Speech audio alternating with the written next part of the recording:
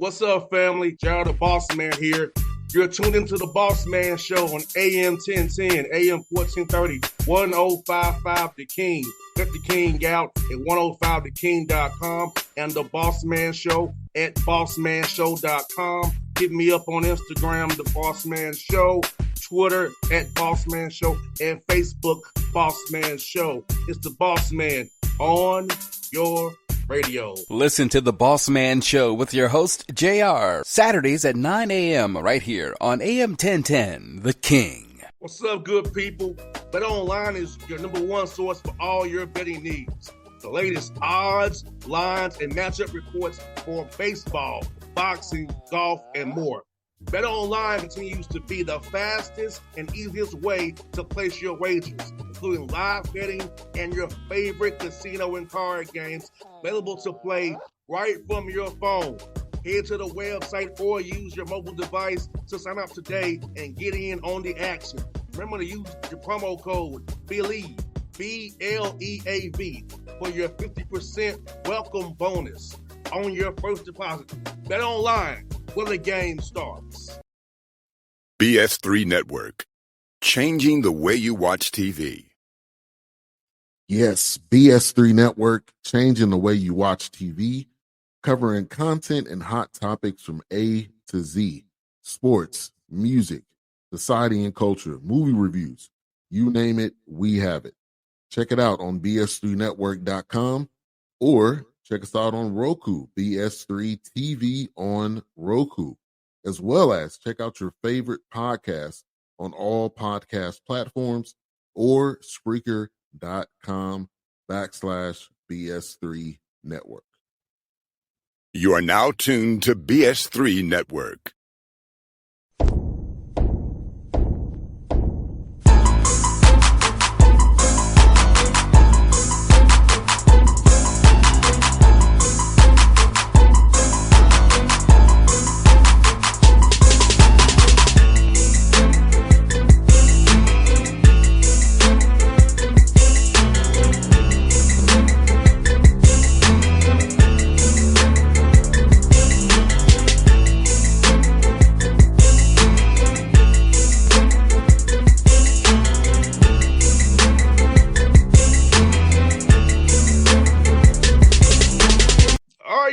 Back on the Bossman Show here with Coach Chris Casey. The Fairfield Stags had a great year, 24 wins this year in the MAC conference. Coach, good to talk to you, man. How's things up there in Fairfield, man?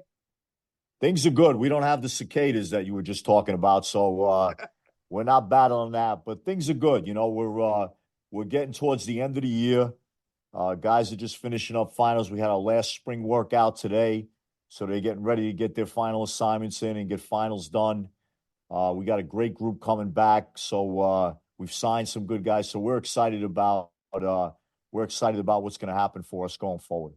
Now, Coach Casey, for you, man, you got this job October 16th, man. And man, how was it to be a whirlwind for you to jump in back to the saddle? You've been a head coach before previously, as we all know, but not expecting to be the head coach on October 16th. So how did that kind of happen for you and your players, man, to have such a great year that you all had? Yeah, it was a scenario, you know.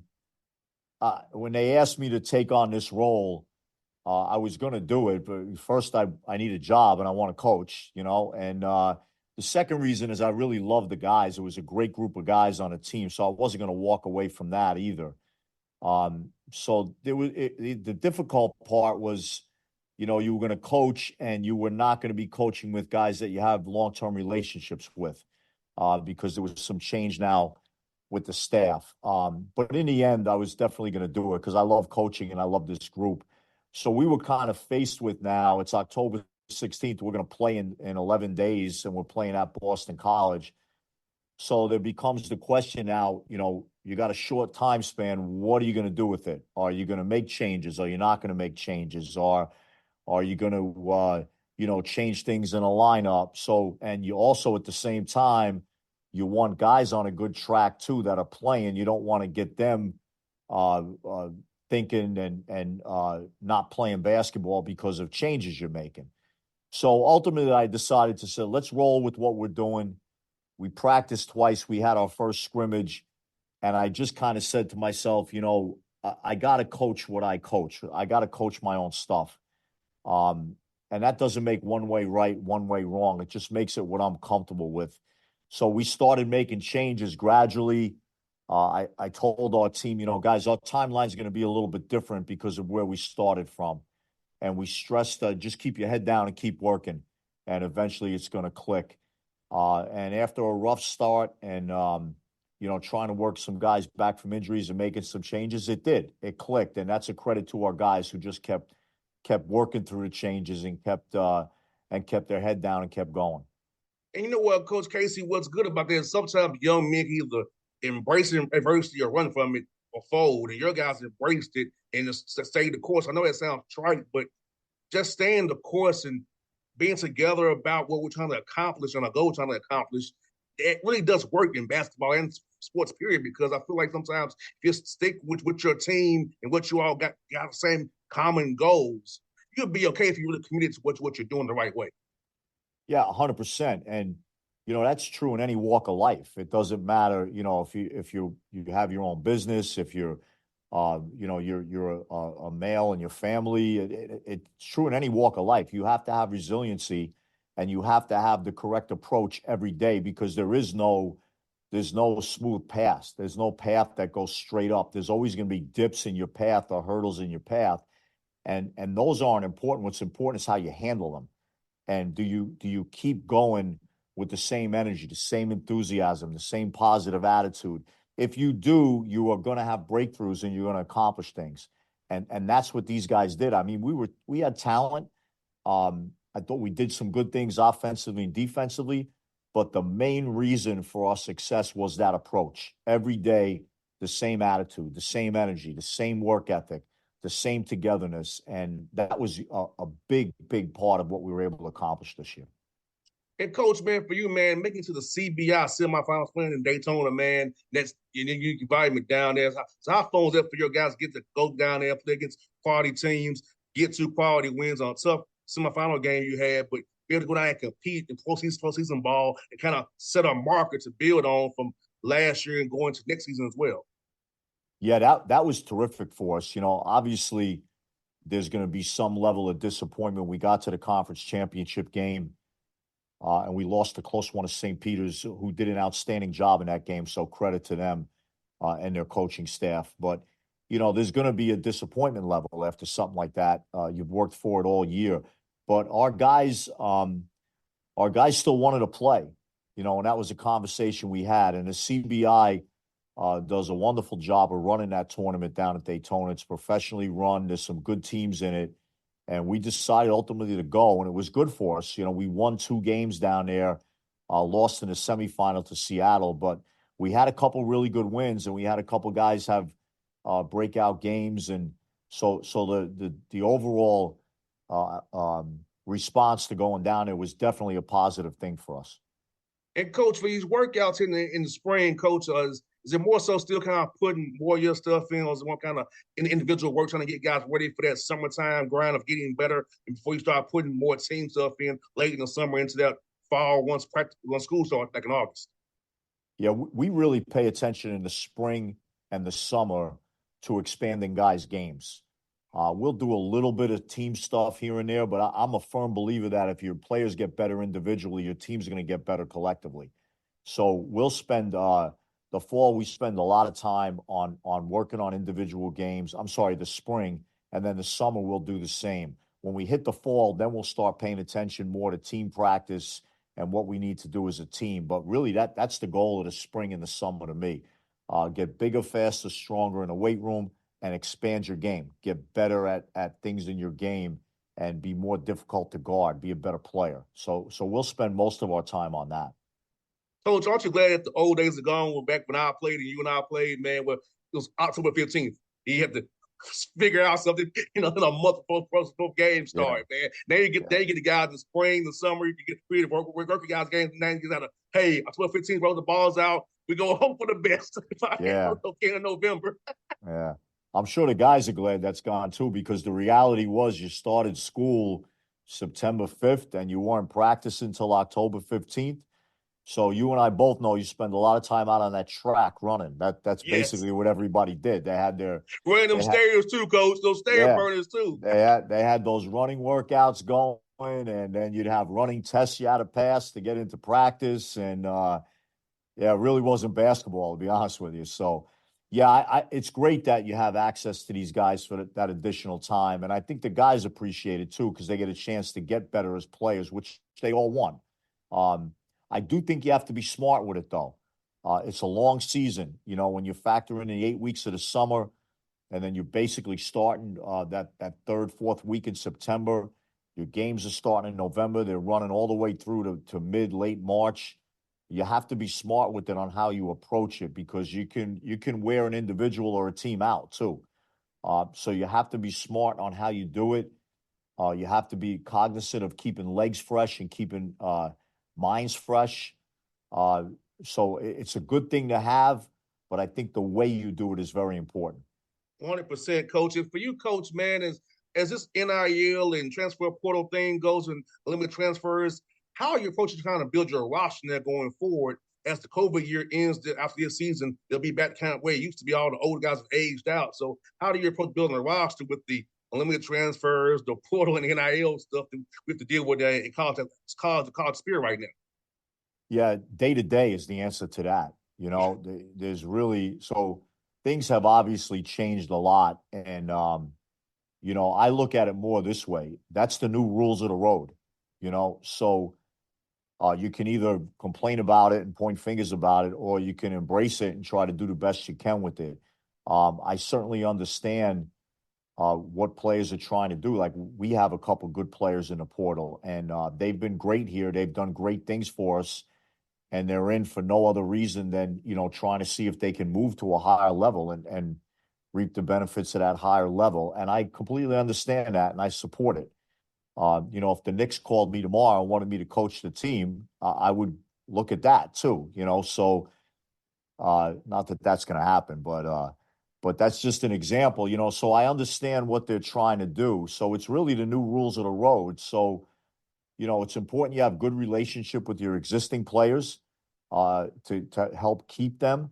And that certainly doesn't guarantee anything. And it's important that you're constantly aware of who's out there, not only in the portal, but the junior college world, the prep school world, the high school world. You want good players and you want good people. And you're going to have to explore all those options to do it. The big difference is now is how quickly things happen. Recruiting used to be a long-term process, which allowed you to build more relationship going into the commitment to your school. You did home visits. You were at the school a number of times. You started, 2-3 years in advance. That's really kind of changed, and it's become more like speed dating. Oh, So yeah. you really have to be quick about not only finding guys who are talented players, but making sure that you're paying attention to what their makeup is. Does their makeup match that talent? Are they the right people? Or do they have the right mentality? Are they going to work? Are they about team over self? You have to do those things much quicker now because, guys will make commitments a lot quicker. 100%, coach. And I've told young men this too at different levels. Hey, if you are playing well and getting stats at a certain place, just because of a different logo and different names, I mean you'll play as much. And then because this is what scouts look for overseas and NBA and agents, you gotta have some numbers. If you're just the eighth or ninth guy at a high major, you're not put up any numbers. So Yeah. I'll stay where I'm at and put up numbers. I can put money in my bank account down the road playing this game of basketball we all love. It's a great point, because this is the conversation that mid-major coaches have with their best players who go in the portal. And I've this will be my 39th year coming up of coaching college basketball, so I've seen it both ways. So if you're a mid-major player and you're putting up really good numbers at your school, right, you're going to draw the attention of scouts, whether it be get on an NBA Summer League team, maybe an NBA workout, overseas scouts. You're going to draw attention with that because of those numbers.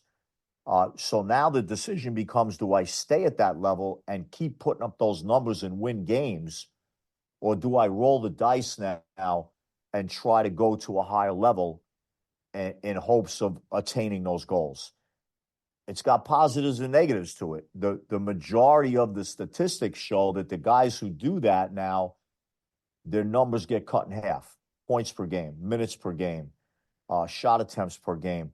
Those things go down. So now what you've done is scouts who are looking at you when you were playing at the mid-major level, putting up number and saying that guy might be a high-level guy.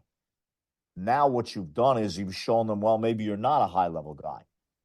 So now your interest is different. And now if you do go overseas, instead of starting in the top league, you're going to start in the third league or the fourth league in those countries. And now it takes a couple of years to work your way up into a good paycheck, a good situation. And a lot of guys don't persevere that. So they hop out relatively quickly as opposed to going over there and starting at the high-level leagues and maybe working your way to another country, to another high-level league where that's got a better situation for you. So there's pros and cons to it. And, you know, statistically, the numbers show that it's not the best idea for a lot of guys. 100%. You know, and my dad talked to me about that. Like, look, son, stay at Tennessee State. Do what you're doing at Tennessee State. Do not leave. So I'm glad that back in the 2000s, my dad had that much foresight for me then, and it worked out for me. So I'm thankful for my father to be able to tell me that. And I took his advice. I wasn't hard-headed. I took his advice. It worked out for me pretty darn well, I must say.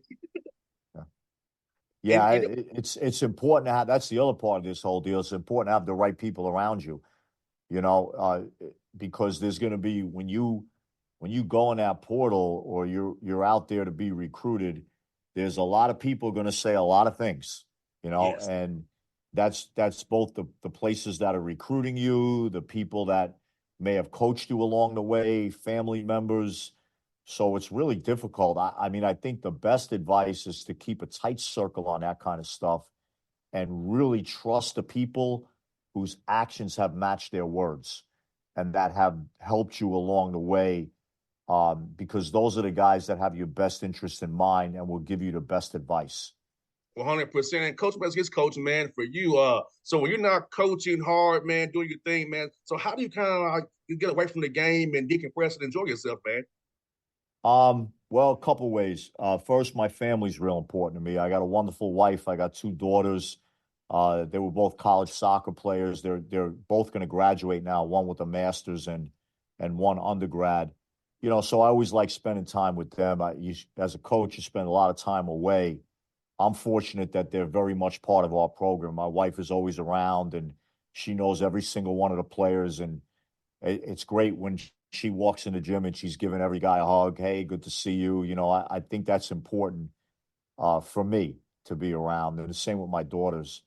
So I'll spend time with them. I get my workouts in. I want that, you know, almost on a daily basis. I used to do a lot of road races and triathlons. That was in my younger years. My body got a little beat up from that. So I've kind of moved now to kickboxing workouts and things like that. I've really kind of gotten into that and gotten an interest in that. Those are really the two things. I'll watch some baseball. Big Met fan, unfortunately. I know that doesn't sit well with your Atlanta viewers. You guys are a pain in our rear and have been for a long time. God bless you, though. You're one of the best franchises in Major League Baseball history, to be honest with you.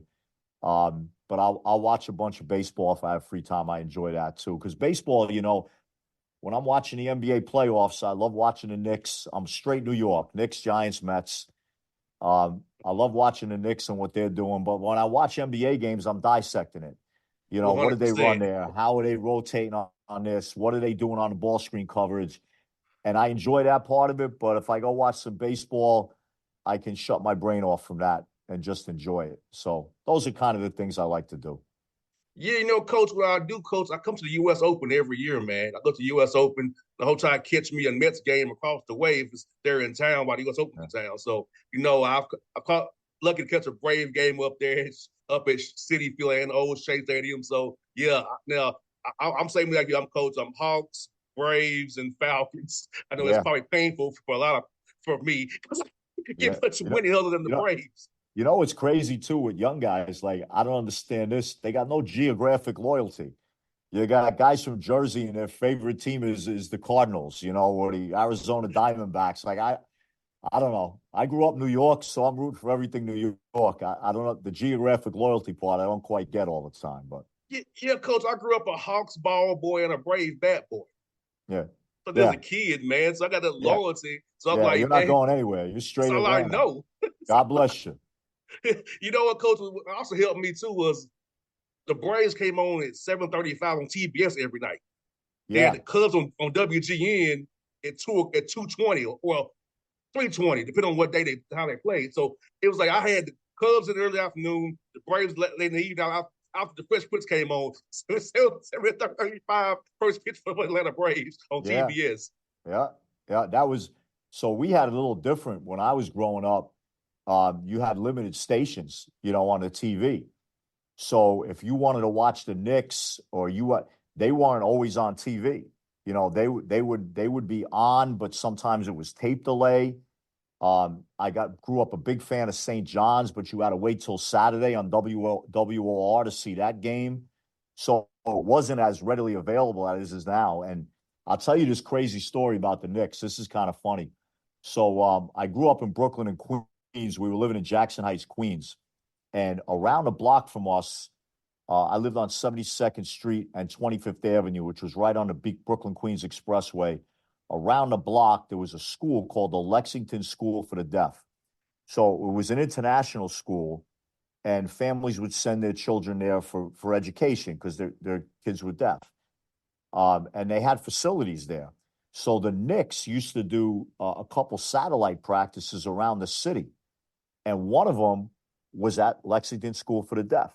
So I have memories of my pop taking me around the block, walking into a Knicks practice and watching Bill Bradley and Walt Frazier and Dave DeBuscher and those guys run up and down in practice. And then there was maybe 50 people in the gym, and they would come over and talk to you afterwards, which is unbelievable. I mean, you can't get anywhere near that now because of what the NBA's exploded into. And that's a good thing.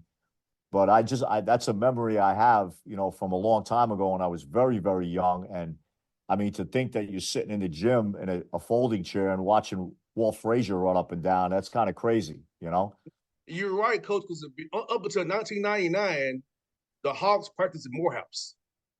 Right, there you go. And that's like 5 minutes from where I grew up at. So Yeah, I got to meet Coach Brown, the former Knicks coach. He coached yeah, Mr. Hubie. I got to coach Lenny Wilkins, Mike Patello, Lazar. So all those guys I was around as a kid because they practiced in Morehouse, which is 5 minutes from where I grew up at. that's So, awesome. That's yeah, good stuff. Good so stuff. yeah, so same as you, Coach. Right in my backyard to go watch NBA players. See Steve Rollins, John Concack, all those guys. Kenneth Mutombo, all the Mookie Blaylock, all those guys. It was just dudes to me. They were Hawk guys. So that's what I say. That's how I got to be a ball boy by going to Yeah, practices. I got to be a ball boy. That's how it happened for me. And yeah, now I'm in media now, covering the Hawks. So yeah. full circle. Good stuff, man. That's good stuff. Yes, sir. Now, Coach, before you go on, Coach, how was New York City basketball back in your day in high school, man? I know there's a lot of competition, man. How was it, man? Being immersed in all that stuff, man. Well, there was a stretch there where there was some unbelievable New York City guards. I think what's happened in New York, and I don't, this isn't a good thing or a bad thing. It's just what's happened. New York City basketball is still very good, but what you have is a lot of New York City players that are now playing elsewhere. They're in prep schools. They've gone to schools outside of the city for various reasons. And you have less of them actually playing in New York. When all those New York guys stayed in New York, and you're going back to the 80s, the 90s, early 2000s, there was some great teams in the Catholic League. You had multiple Division I players in all these teams. You had 3, 4, in some cases 5 Division I players on a team. In a public school league, you had 5, 6, 7, 8 Division I players in a public school league because all those kids stayed in New York. The rivalries were great. The basketball was great. You had less AAU teams, so there was rivalries with that. You had Riverside Church, you had the Gauchos. There was 3 or 4 main ones, the Madison Square Broncos. So they all went to those teams. So those were great games outside of New York because they weren't watered down. But now what you have is, a lot of those New York guys are playing elsewhere. I think the closest thing for me that I've seen to what New York City basketball was is when I go down to the DMV area around DC, Baltimore. A lot of those kids stay in those private schools and play for their teams. They play on those local AAU teams, which are, Nike sponsored or Under Armour sponsored. And there's great rivalries there. So I think that's the closest thing I've seen to that time frame of New York is when I go down there and watch those teams or those events, because it's great basketball, it's great coaching. The players they know each other, but they go at each other. So I think there's a similarity of what's going on there now to what used to go on in New York back some decades ago. But, Coach, I'll tell you what, man, some great ball back then, man. Hope to see you on live, period, Coach. I'll be at the Peach Jam. I'll be in Rock Hill. I'll be at Lake Point in Atlanta here. So hope to see you on the road when I get your number offline. It's been a fun chat today with your coaches. Fun talk to a basketball guy like yourself, peers like yourself, man. It was great to chat with you, man. I really enjoyed it, too, and appreciate you having me on. And definitely, if I see you at those events, make sure we say hello and make contact. Sounds good, Coach. Coach, this was fun, man. All right. Enjoy. Have a good day. All right. BS3 Network. Changing the way you watch TV. Yes, BS3 Network, changing the way you watch TV, covering content and hot topics from A to Z. Sports, music, society and culture, movie reviews. You name it, we have it. Check it out on bs3network.com or check us out on Roku, BS3 TV on Roku, as well as check out your favorite podcast on all podcast platforms or Spreaker.com/BS3 Network. You are now tuned to BS3 Network. What's up, good people? Bet Online is your number one source for all your betting needs. The latest odds, lines, and matchup reports for baseball, boxing, golf, and more. Bet Online continues to be the fastest and easiest way to place your wagers, including live betting and your favorite casino and card games available to play right from your phone. Head to the website or use your mobile device to sign up today and get in on the action. Remember to use your promo code BELIEVE, BLEAV, for your 50% welcome bonus on your first deposit. Bet Online, where the game starts. What's up, family? Jared the Bossman here. You're tuned into the Bossman Show on AM 1010, AM 1430, 1055 The King. Let the King out at 105theking.com and the Bossman Show at bossmanshow.com. Hit me up on Instagram, The Bossman Show, Twitter at Bossman Show, and Facebook, Bossman Show. It's the Bossman on your radio. Listen to the Bossman Show with your host, JR, Saturdays at 9 a.m. right here on AM 1010, The King.